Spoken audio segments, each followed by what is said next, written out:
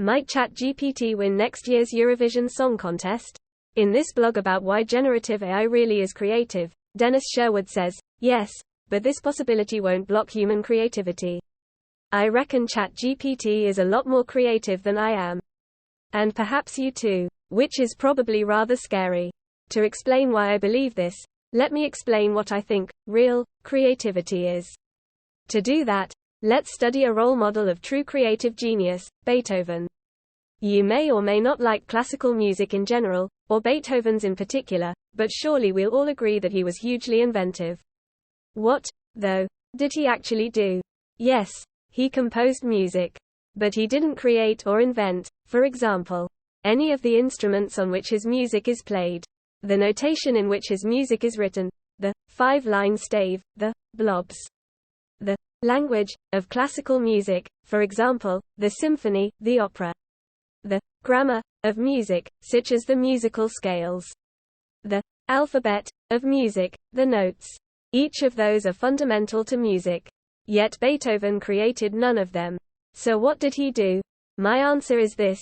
Using well-established musical forms and instruments, Beethoven combined together pre-existing musical notes to create new patterns now known, for example, as Beethoven's Symphony No. 5 in C minor. The essence of Beethoven's creative genius is therefore one of discovering new patterns formed from combinations of already existing components. That too is what Jane Austen did, but in a different context. She used pre-existing components, words in the English language, using a pre-existing form, the novel, to create the new pattern, Pride and Prejudice. And this holds for science as well. Sir Isaac Newton famously talked of standing on the shoulders of giants, referring to his combining together concepts previously developed by others, such as Galileo Galilei and René Descartes. Those are particular instances of a general principle most clearly articulated by these words to be found in The Act of Creation, by Arthur Koestler. The creative act is not an act of creation in the sense of the Old Testament. It does not create something out of nothing. It uncovers, selects, reshuffles, combines, synthesizes already existing facts, ideas, faculties, skills. The more familiar the parts, the more striking the new whole. Published in 1964, The Act of Creation explores creativity in literature, drama, visual art, science, engineering and humor. Koestler's conclusion is that, the act of creation, is fundamentally the same in all of these fields, as summarized in this quotation. What's different is the emotional engagement of those involved. In great literature, drama and art, the reader or viewer is totally emotionally engaged. You want the lovers to live happily ever after, the villain to be punished, the hero to win. With humor, the opposite is true. You have to be emotionally detached. If you're emotionally engaged, it isn't funny at all. And science is emotionally neutral.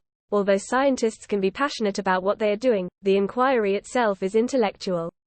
My view is that Koestler's law is a deeply insightful definition of what creativity actually is, the formation of new patterns from existing components.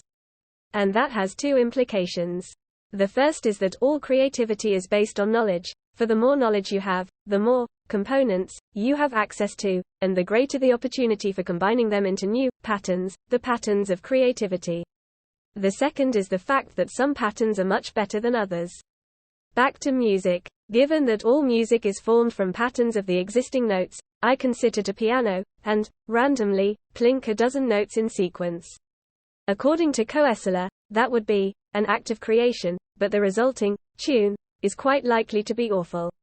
Beethoven, or Paul McCartney, by contrast, would choose just the right 12 notes to create a true delight. So there we have it. Creativity is the formation of new patterns from pre-existing components. And to be creative, I need to have good knowledge of what the relevant components are, and some degree of skill and wisdom in combining just the right components together in just the right way to form something good. For millennia, this has been the preserve of the human being, and possibly some other animals too, for there is increasing evidence that orangutans, for example, can use tools. Orangutans, though, are not a potential threat. But ChatGPT might be, as are the other generative AI algorithms, of which more, and more powerful, versions will undoubtedly be developed in the very near future. What, then, does ChatGPT do? Firstly, it has access to the knowledge available across the entire Internet. And although, in principle, you and I have access to search engines, we just don't have the time to scan everything.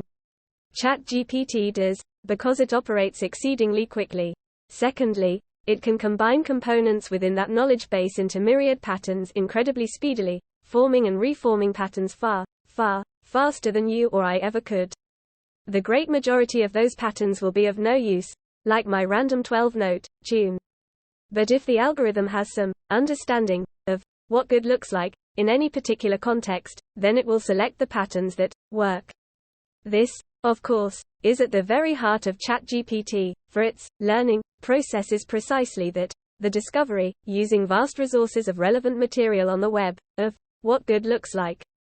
And ChatGPT has a great advantage over us. It doesn't have the emotional hang-ups that cause people like me, and maybe you too, to reject otherwise good patterns, hang-ups like, that idea isn't mine, and, that might be a good idea, but I just can't stand the person who suggested it, so I will oppose it.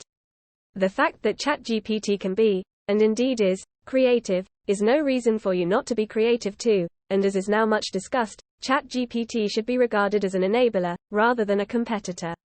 And there are three things in particular that ChatGPT will never take away from us: the ability to think, the ability to exercise wise judgment, and the ability to articulate clearly what's in our minds. All of which emphasize the fundamental importance of teaching creativity, critical thinking, and oracy. That said, ChatGPT will be pretty good at coming up with new things. Take, for example, the Eurovision Song Contest, won this year by Sweden's Loreen, with Tattoo. There are now 67 winning songs, and the same number of runners-up, number threes, a trivial quantity of material for ChatGPT to learn from. I'm absolutely convinced that in microseconds, if not nanoseconds, ChatGPT could compose the next 67 winners. Let's see what happens in 2024 in Stockholm. Dennis Sherwood runs his own consulting firm, the Silver Bullet Machine Manufacturing Company Limited, specializing in creativity and innovation.